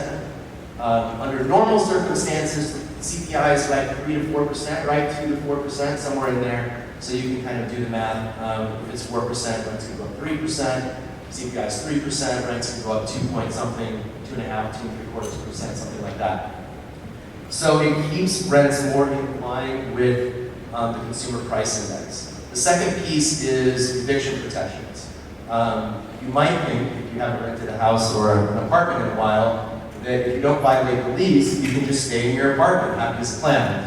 Unfortunately, this is not the case. There are a lot of no-fault reasons that a landlord can evict you. And I was actually evicted. I used to live in an apartment just east of here on Washington. My landlord called me one day, actually he didn't call me, he taped it to my door, that I had 60 days to leave. And I was like terrified. I started shaking. I almost feel like I'm shaking now just thinking about it. And he didn't have a reason. He said, no, we just want to do some changes to the apartment and then we're going to double the rent. He was very upfront about that. He used to visit our apartments in Japan when he wasn't in his fiat. So, he was, wanted to double the rent on our apartment, and that's what he did. So I had to leave in 60 days. Luckily, some laws have changed since then, that's not, that kind of bold eviction, with no fault eviction is not allowed anymore. But under our law, you would have to either stop paying your rent, violate the lease in some way, so doing criminal activity would always be a just cause, being a nuisance, and there's some specifics around what a nuisance means in landlord-tenant law. Those are always going to be valid reasons for eviction. Landlord or the immediate family of the landlord moving into the unit will always be a just cause under state law. So if you have a back house, for example, well, first of all, rent control, we can get into the exceptions, but if you had a back house and you had a tenant and your retiring family member or your child moving back from college needed to move into that space, you would have the ability to give 60 days notice to the person there so that your immediate family member could move in. So those are all just examples of just causes that are no fault, right? The tenant didn't do anything wrong, but it's still a legal reason to evict someone from the unit. It would also, our measure would establish a rent board. So 11-person rent board, 7 of which would be tenants, one from each district. The other 4 being nominated at large by the city council, appointed at large by the city council. Could be anybody, not restricted to any kind of geography. Would have to be residents of Pasadena, but other than that, it could be anybody. And finally, it would create a rent registry. So a rent registry is kind of almost exactly what it sounds like. A list of all the rental units available for rent in the city of Pasadena, whether they're occupied or vacant. And one other feature that I think is important is that code violations, official code violations, could be added to that rent registry so that serial violators of habitability code could be notated in that list. I'll pause there. Yeah.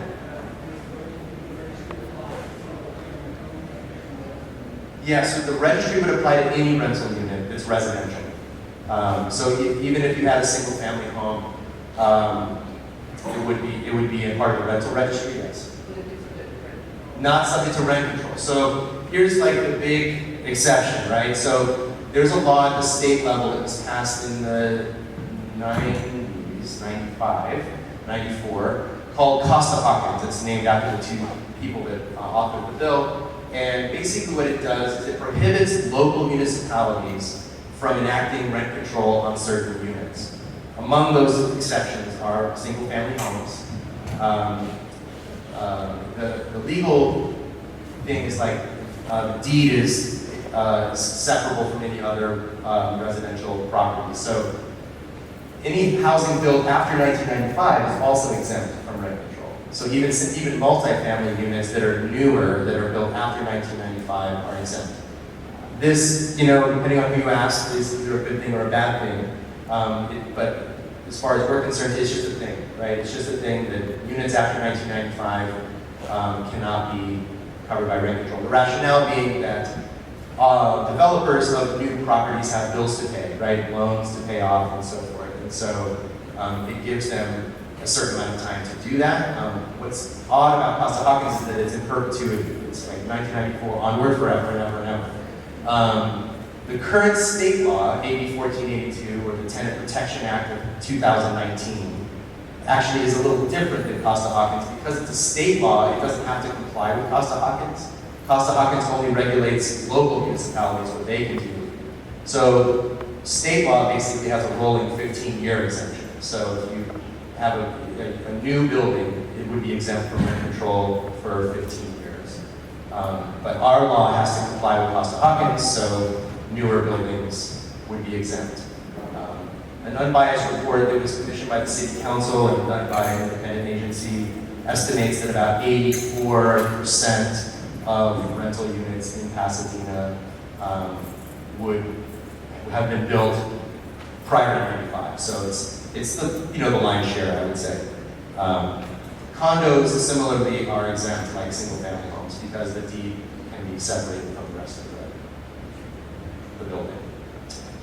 So, yeah, let me see if there's any other questions. I can speak a bit to the funding if you want, or the composition of who's in favor and against. Just curious about Yeah, so there's a lot of different measures around the state that have different calculations like that. Yeah, no, it's a common question. So the city of San Francisco, for example, uses 65%. The city of Bell Gardens just got like 60%. So there's different ones. And I think Pomona just got 100% of CPI, which is what you're asking about. There are two reasons. One reason that we chose the lower number is that for decades, rents have been rising out of proportion with consumer price index. So we have in our findings section of the charter amendment itself, there's some stats, some data in there that's based on the Census Bureau, and we basically show that over 8 years, in the 2000s, in recent years, over about 8 years, there's been a 17% premium on top of CPI for rents in Pasadena. And so in order to bring that closer back in line, there's a gradual reduction. Also rent, the cost of rent makes up a big piece of the CPI. So it's already factored into the CPI, and so to factor it out a little bit, we reduce from 100%.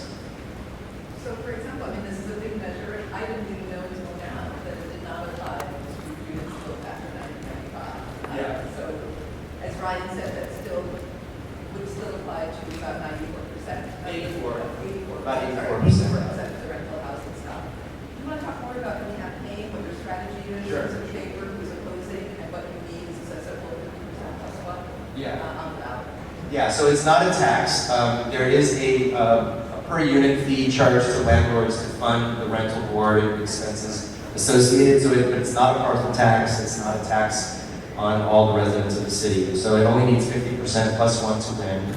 As I mentioned, we've had about 300 volunteers helping us gather signatures. A lot of those very same people are out. Actually, right now, which is where I would be if I were not here. I would be knocking on doors of renters who are infrequent voters, because renters we know are less frequent voters than homeowners. And so we want to encourage renters who are our natural allies in this to make sure they vote in November. So that's what my colleagues are doing right now. And we have a strategy. We've lit drops. If you live in Pasadena, you may have gotten something at your doorstep that looks something like this, or like the other one on your table.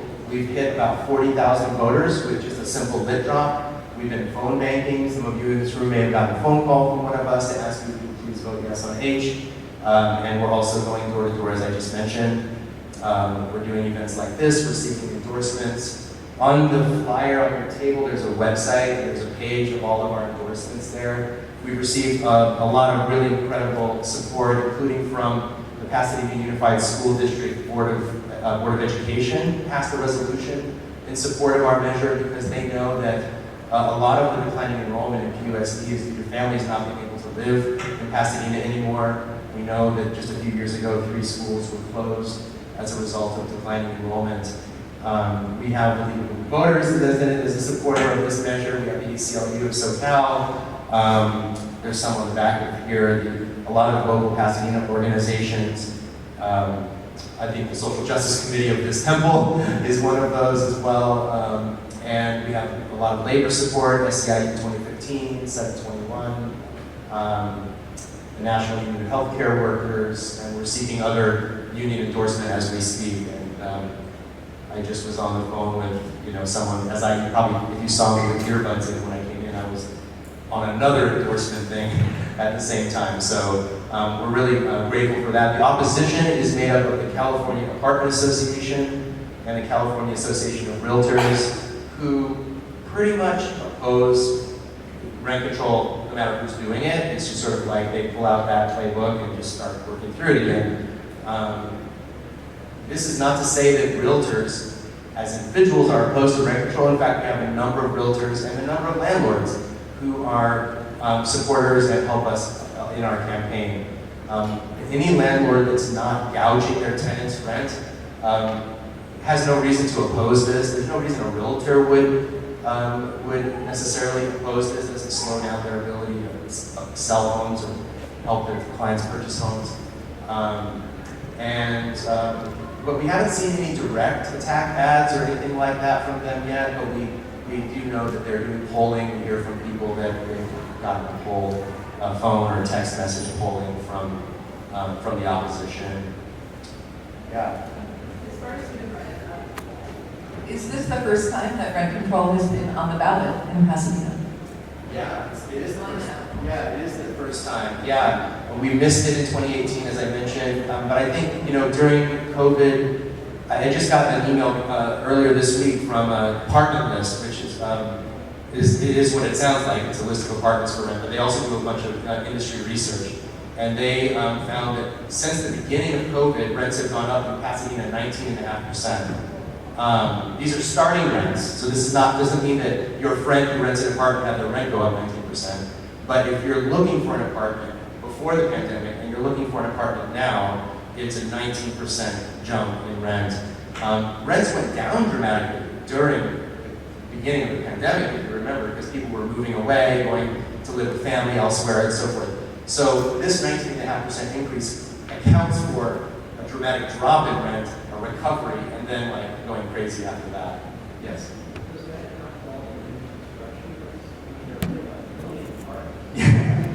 Yeah.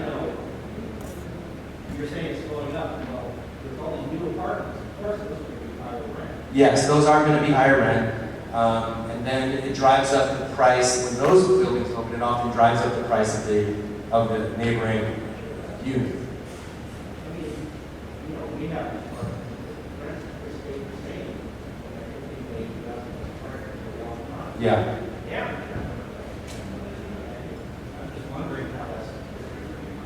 Yeah, I don't know the methodology of what they're doing. I think they are just looking at starting rents, whatever is in listings for starting rents. So it isn't, that's why I preface that by saying it's not that your friend who rents an apartment have their rent go up 19%.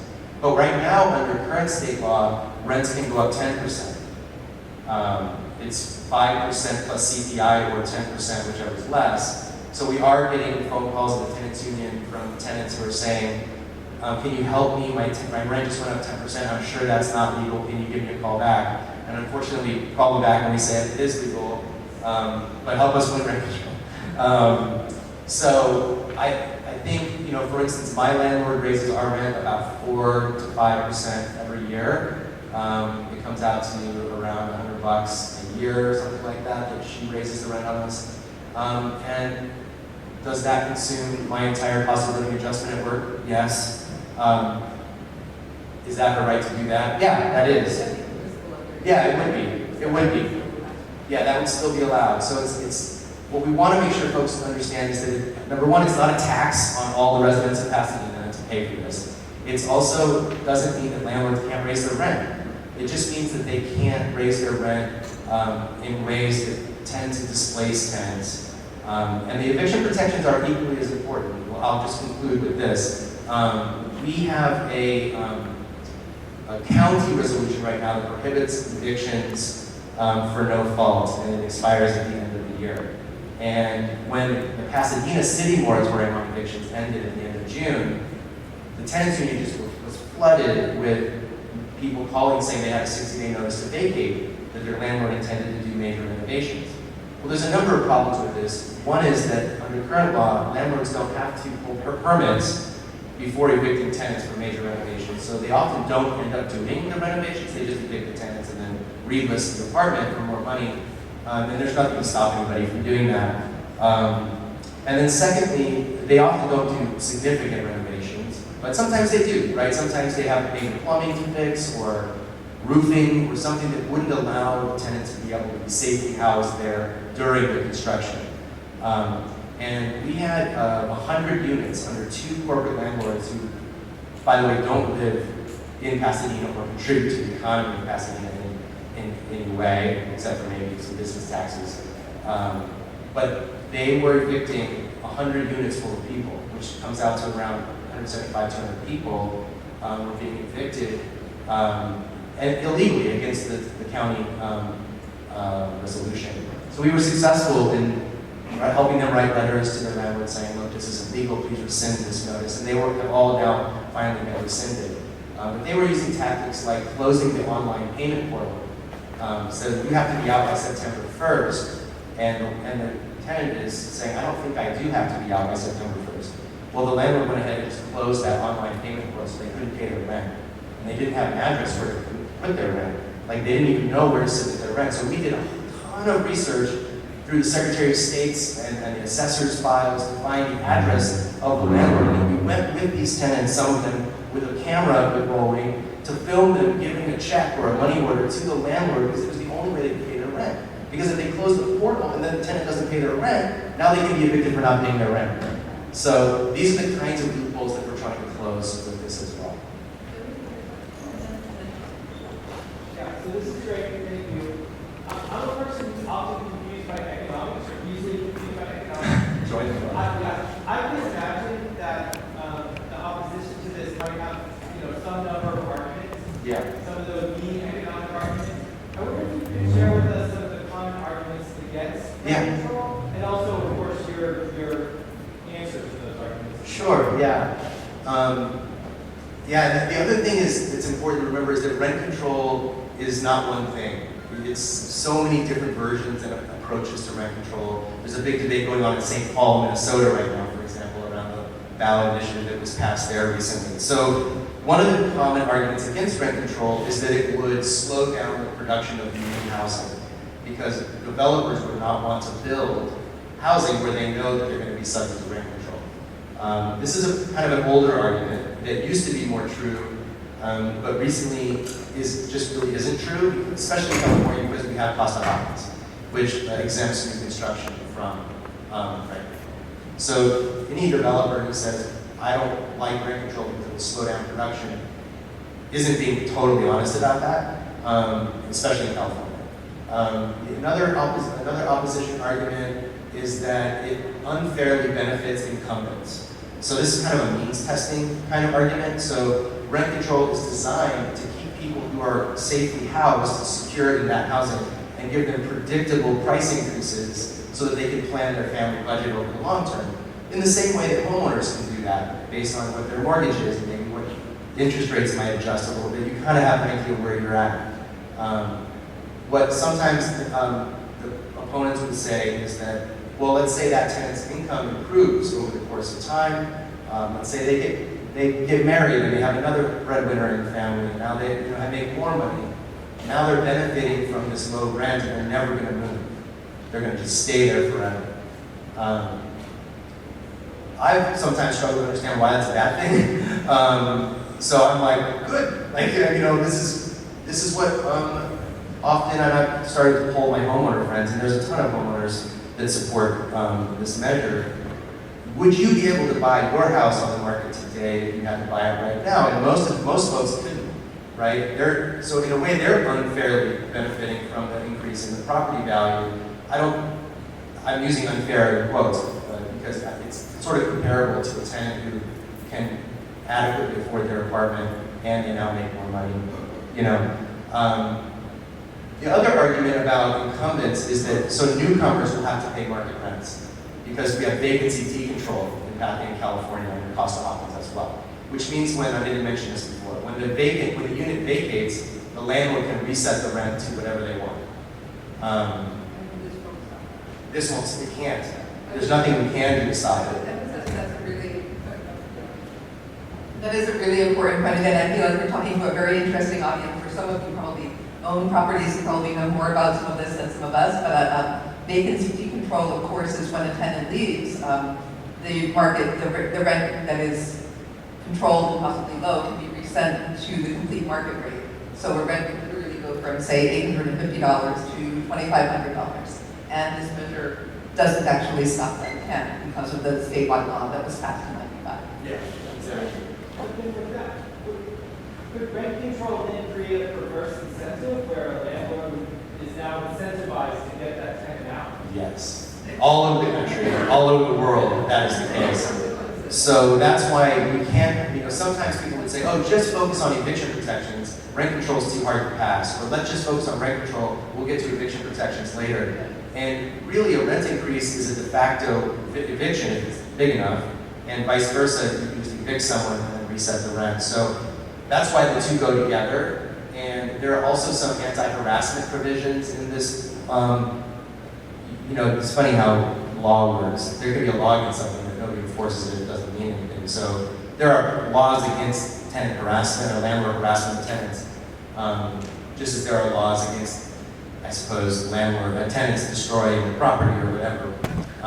So I think that's an important thing as well, that we're trying to, the rent board would have some oversight over tenant harassment. And yeah, I think there is an incentive to move tenants out.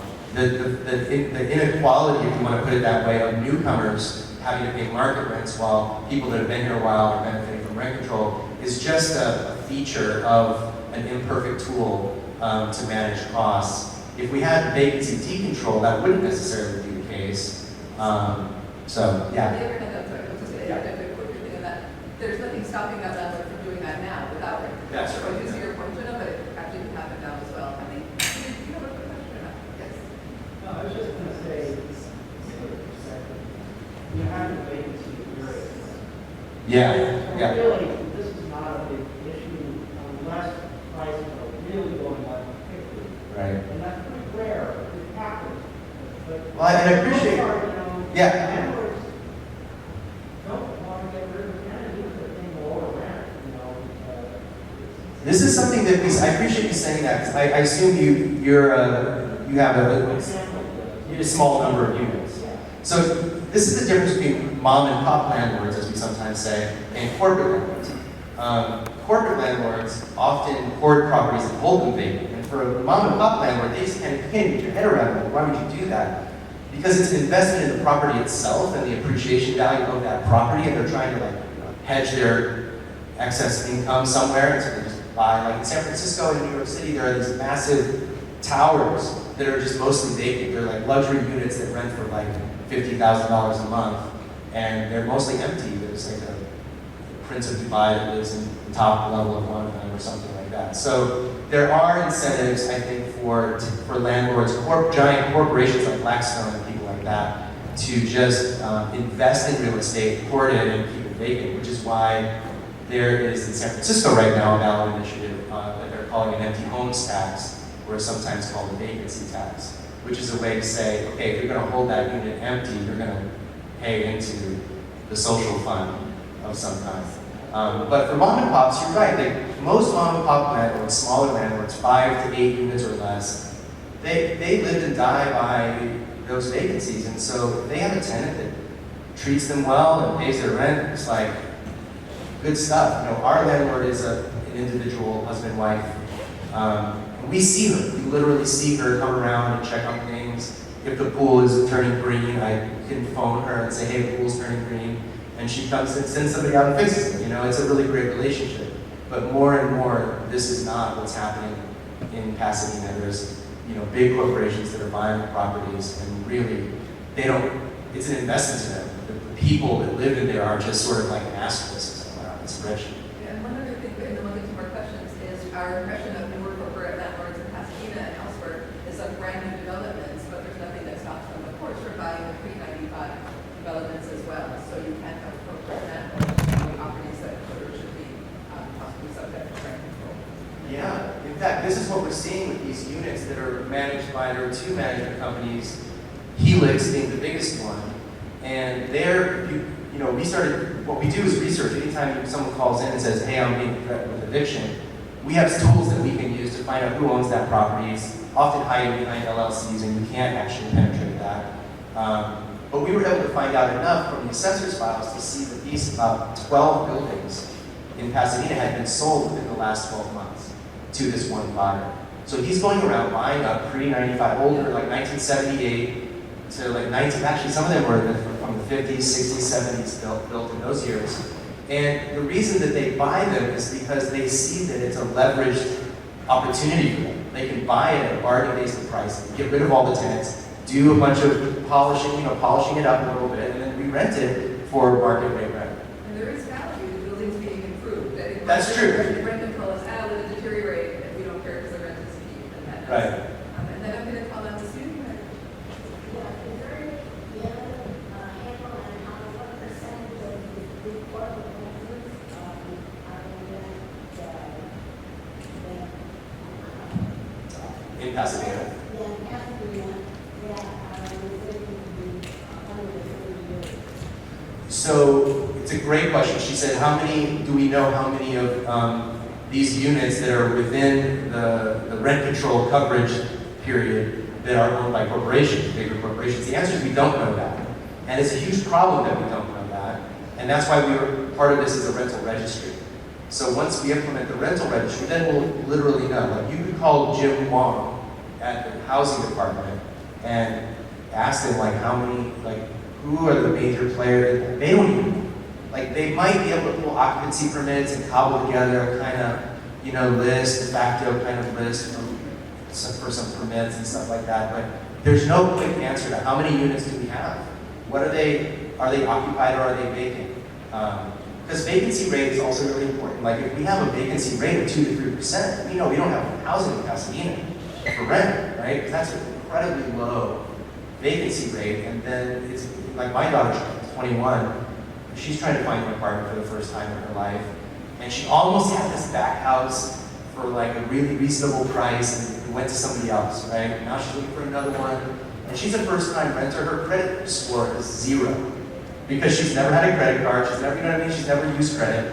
So her credit score is 0. And she's trying to convince the landlord that she's a reliable bet. And she works for herself. So that's great. Yeah, exactly. So it's tough out there, And so the rental registry would tell us what we have on stock. Oh, sorry, Carl was waiting. Yeah, I just wanted to say that, of course, one of the overarching problems is the scarcity of housing. And developers find that market rate housing development is much more profitable. So you see a lot of building going on, but most of that, almost all of it, is market. There are fewer opportunities for what we call missing middle housing. That is housing that these teachers and police and other people who work in the city who've been driven out to longer and longer commutes because of the lack of housing. So that's a really problematic category of rental opportunities in these because but there's not currently an adequate plan. The third level is affordable housing. And that's anything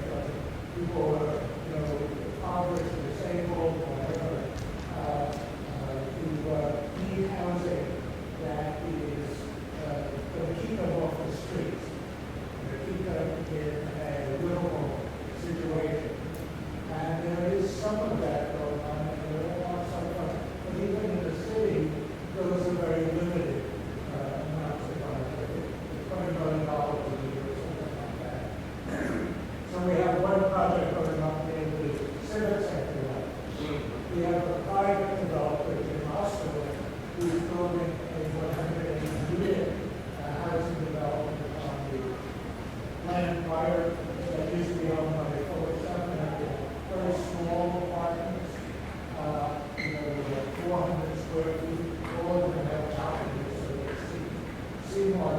But those are very scarce, so there's not the housing supply to meet the needs. So that scarcity is what is driving the large-scale developers who build large-scale housing, whatever you want to call it, businesses to buy units to replace them. So there's a building inequity. Does rent control solve it here? I don't know if anybody would say that this solves the problem. This is a kind of stopgap until the city and developers and citizens create opportunities to build housing, in ways that would serve the needs of all. Thank you, Carl. And we are coming on almost to noon. This has been a really, really good and lively discussion. I think I saw a couple more questions. Or do you have time, Judy? One, it used to be an argument against rent control, and I think it was 10 years of apartment buildings becoming condos. And that becomes an issue. And on buildings after 1995, is it forever and ever, or are we also considered to be building for X amount of years? Yeah, so under Costa-Hawkins, it's forever. And the state law that's currently in effect is 15 years. But that state law expires in 20. I can't think of a tenant I know that could afford that. But it does help something. It does help some. But it is going to go away in 2030 unless they renew it. Who knows? Another question about whether Condo. a wholesale condo conversion. It can happen. Sometimes people are like, oh yeah, this is going to cause condo conversions. The evidence is that it's not as simple as it sounds. And it's not something that's likely to occur, but it certainly could, and there's nothing that prevents it from happening. Especially SRO buildings, so I don't know if you're familiar with single room occupancy. They often don't have a bathroom to themselves. It's like more like a dormitory style housing for the extremely low income.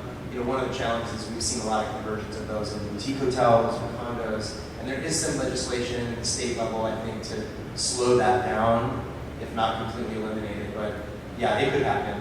And it also creates for the marketplace missing middle housing for a condo owner to be able to buy. That's true. At the expense of a low income rent. That hasn't been an issue in the past. No. Not that I've seen. There's no stop that exists to make it unvaluable. Yeah, there's probably a That's case. the case. Yeah. Yeah. You want to pay a condo price, it's not to be built in 1970 with an earthquake. Right. Daphne. Hi, so what if Costa-Hawkins went away, like at the state level they withdrew it? Do you have provisions so that everything? Yes, we do. It's a great question. Yeah, the question is, what if Costa-Hawkins were repealed? And there have been a couple of efforts in recent years. You remember Prop 10, Prop 21. Prop 10 would have eliminated it. Prop 21 was going to modify it significantly. Our measure basically says, and I'm not a lawyer, but it basically says up to the maximum extent allowable by state law in various places throughout the measure. So, yeah, it would have. In the abortion debate, we've sometimes seen these what we call like poison pills or like trigger laws, right? So that if something changes federally, those state laws go into effect. Similar kind of thing here, where if the state were to repeal that law, ours would expand to cover it more. Thank you so much. One last caveat too is that the unincorporated areas of LA County have rent control.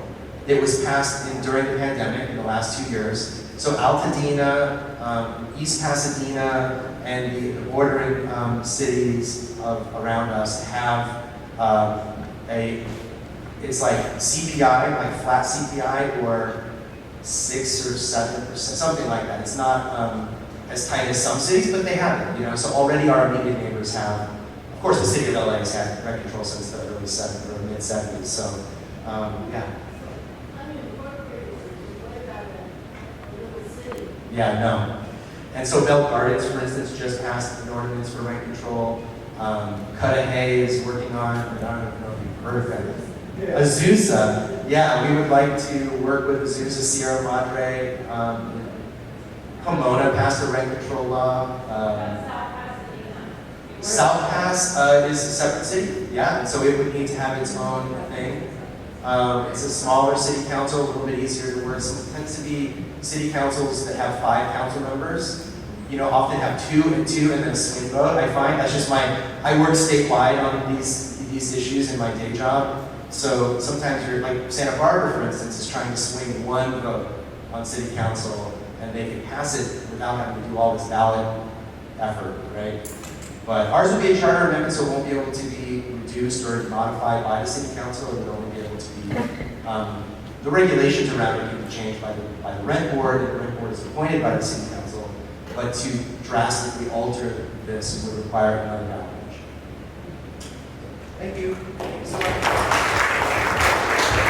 Thank you, everybody. I think that because our main course was so fantastic, there won't be any dessert, which means that we will, we had a couple more that we were planning to get to, but I think that we will just let everybody chew on this really, really big one and all the ones that we presented. Robbie, I want to thank you so much for your intelligence and patience and attention to detail. I wish you could walk into the booth or sit with us at all of our little, fill-out papers anytime, but we feel like we'll have you with us as we go in there.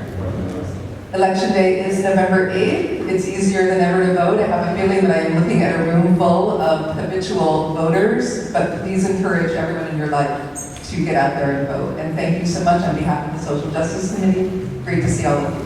Thank you.